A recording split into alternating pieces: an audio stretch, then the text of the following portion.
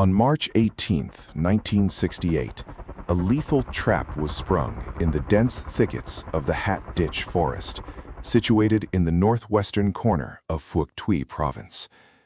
At exactly 10 minutes past 11 in the evening, a single beam of light cut through the pitch-black canopy. A solitary tractor, pulling a heavy flatbed trailer, piled high with military supplies, rumbled along a wide, makeshift jungle corridor that Allied forces had carved through the thick bush months earlier. Just 100 meters down the trail, 5 elite commandos lay perfectly motionless inside a massive bomb crater. Their fingers hovered near a single electrical detonation wire running from their hidden position right under the dirt road. Connected to that wire was an array of 4 heavy beehive-shaped directional fragmentation charges and 4 specialized claymore mines, all rigged directly to a master weight-sensitive pressure plate. The insurgent driver assumed this sector was entirely safe, operating under the belief that the Allied patrols had pulled back from the area weeks ago. That single assumption was about to trigger an absolute catastrophe. To understand how a handful of men turned a routine supply run into a total slaughter, we have to look back to February 1968. While international attention focused heavily on the massive urban fighting of the Tet Offensive, the Elite II Squadron of the Australian Special Air Service Regiment quietly deployed to Nui Dat. They weren't assigned to hold ground, and they weren't there to win the hearts and minds of the local villagers. Their sole directive was to seek out and eliminate the enemy. These were not regular infantry soldiers. The SAS selection process was notoriously brutal, washing out roughly 80% of applicants. Those who survived the cut became what the Viet Cong would call Ma Rung, the phantoms of the jungle.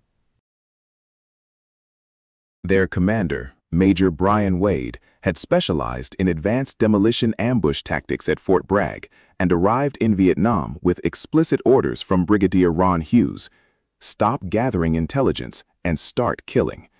Hughes didn't want passive reconnaissance reports. He wanted the veteran 274th Viet Cong Regiment to understand that Phuoc Tuy Province was no longer safe for them to operate in. The mathematical odds of these operations were staggering: 5 to 6 men per patrol operating against enemy forces that routinely moved in companies of 100 or more. However, the AAS possessed a tactical edge the enemy didn't expect. They turned the jungle itself into an active weapon. On March 17, 1968, a RAF No. 9 Squadron Iroquois transport helicopter lifted off from Nui Dat carrying a small squad. The patrol commander was Sergeant Frank Cashmore, 25 years old, from Collie, Western Australia. This was his very first mission as a patrol commander. His second in command was Corporal Danny Wright, 28, a qualified Vietnamese language specialist and the lead demolitions expert.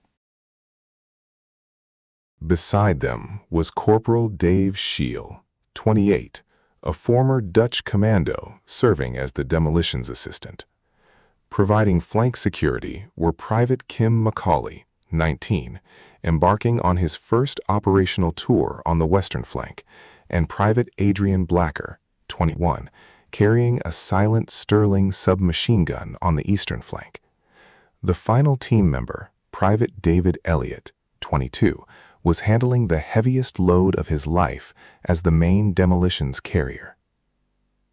Their target was the Firestone Trail, a wide logistics track about 200 meters west of landing zone Dampier, carved by American roam plows through the Hat Ditch jungle. An aerial observation flight had spotted fresh, heavy tractor tracks crossing the landing zone, where no Allied vehicle had authorization to be. Intelligence estimated that up to 60 Viet Cong fighters were escorting the vehicle.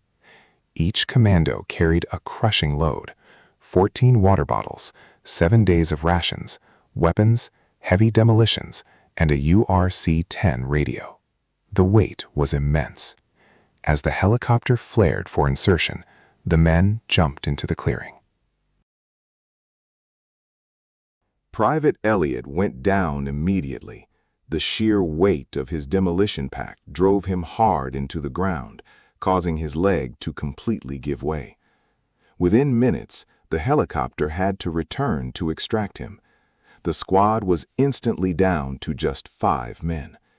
The ambush would have to work with exactly what they had left. Sergeant Cashmore had spent 3 full days rehearsing this exact setup back at Nui Dat.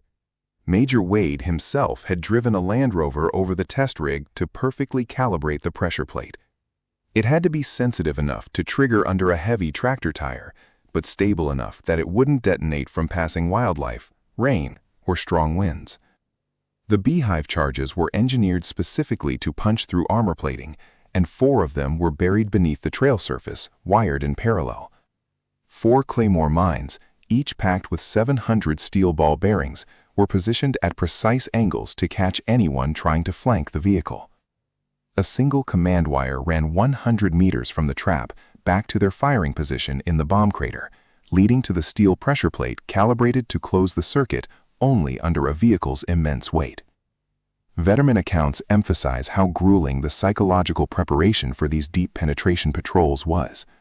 Biding your time, preparing gear, and managing anxiety were half the battle.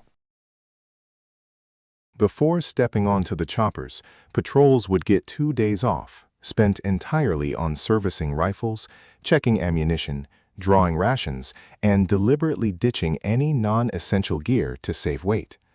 If a specific mission required it, they would rig white phosphorus, CS gas, or colored smoke grenades used for emergency extractions or signaling if they ran into heavy strife. The operational philosophy of the SAS was completely different from regular infantry. They never walked on established tracks or trails. If they absolutely had to cross a track, the patrol would sit down in total silence for roughly 20 minutes both before and after crossing it, listening intently to hear if anyone had spotted them or was following their movement. They moved far enough away into the brush to remain completely invisible, knowing that walking along a track meant an enemy force of 50 men could easily come around a corner or ambush them from behind, leading to immediate chaos. They approached every trail with extreme caution, watching, listening, or moving across as a synchronized 5-man line abreast. Night fell over the hot ditch forest, and the jungle came alive with the deafening sounds of insects and nocturnal animals. The 5-man patrol stayed completely still in the shadows. At 1:45 a.m., Cashmore heard the low, unmistakable rumble of a diesel engine. A single headlight appeared from the east. The tractor rolled directly over the hidden pressure plate. Nothing happened. The electrical circuit failed to close. Either the vehicle was too light, or the plate hadn't seated properly in the mud. The Viet Cong supply run continued down the trail unmolested. Remaining undetected, the patrol waited until first light. They crept forward onto the track, reset the heavy charges, recalibrated the pressure plate, and vanished back into their hidden crater. On the second night, at 11:10 p.m., the single headlight appeared once again.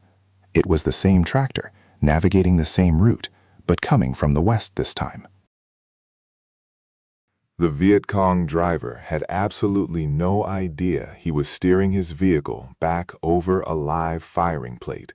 He had no idea 5 Australian commandos were watching his every move through the darkness, or that this section of the trail had been turned into a complete kill zone. The moment the tractor's front tire rolled onto the plate, it triggered the most horrific explosion the men would ever witness in their military careers. The blast was so violent it threw the commandos backward inside their crater. 4 giant orange flames shot into the night sky as the 4 beehive charges detonated simultaneously.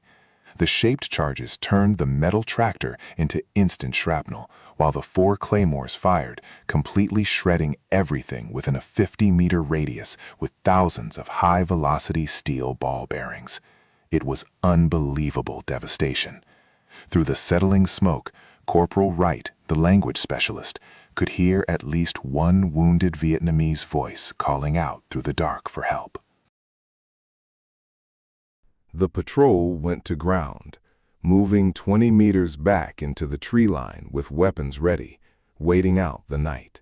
At first light, A single wounded and bandaged Viet Cong survivor was spotted staggering across landing zone Dampier, but the patrol stayed hidden, avoiding any direct small arms engagement that might compromise their extraction. At 9:10 a.m., the Iroquois helicopter returned to pull them out. 5 men climbed aboard, without a single combat casualty. Subsequent aerial reconnaissance photography revealed a massive crater where the trail used to be. The tractor and the trailer had been entirely vaporized.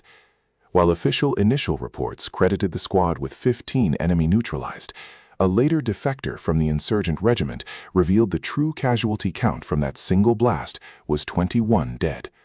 Across the regiment, Sergeant Cashmore would forever be known by the nickname Frank the Tractor Job. The true historical impact of the mission wasn't the lopsided casualty count, but the tactical doctrine it validated. The tractor job became the foundational case study for what Major Wade called the reconnaissance ambush doctrine. From April 1968 forward, 2 squadrons stopped acting as a passive intelligence gathering unit and became a pure counter-guerrilla hunter-killer force.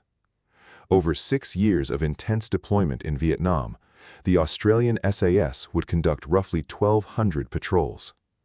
They inflicted 492 confirmed Viet Cong killed, against only 2 combat deaths of their own.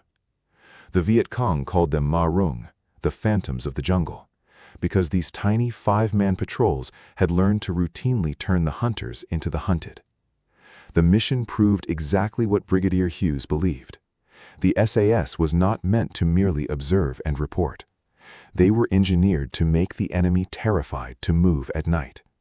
And on that jungle trail in March 1968, they succeeded completely. The Australian SAS would remain in Vietnam until 1971, and the tactical lessons from patrols like Cashmore's would be studied at Fort Bragg, Hereford, and special operations schools around the globe.